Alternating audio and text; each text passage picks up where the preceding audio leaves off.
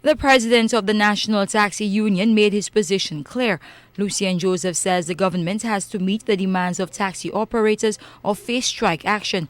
The transport minister says he is oblivious to what these demands are. Furthermore, Guy Joseph says the union needs to change their approach. I am not aware of the Taxi Association taking any strike action.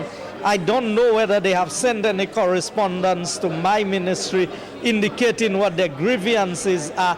But I believe the legitimate thing to do is that if there are grievances, strike action is not the first course of action.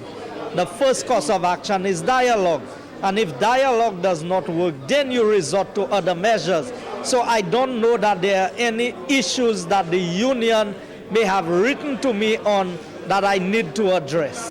Joseph has accused certain members of the National Taxi Union of playing politics. A similar charge was leveled at the union's president a few years ago by disgruntled operators who attempted an unsuccessful dismissal of him from the top post.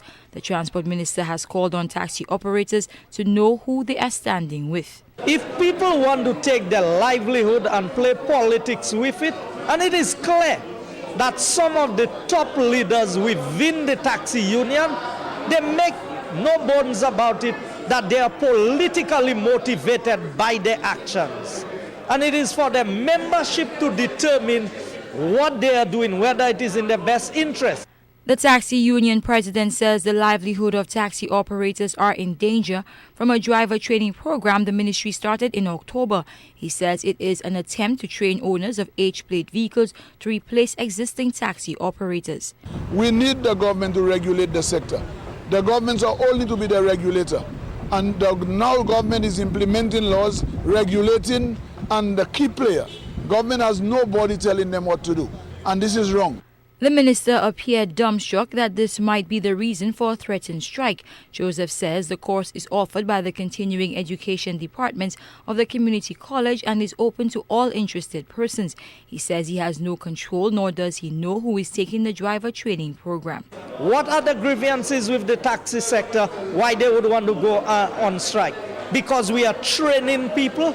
So since when educating St. Lucians in whichever sector would result in protest action by other individuals, should we keep our people in the dark?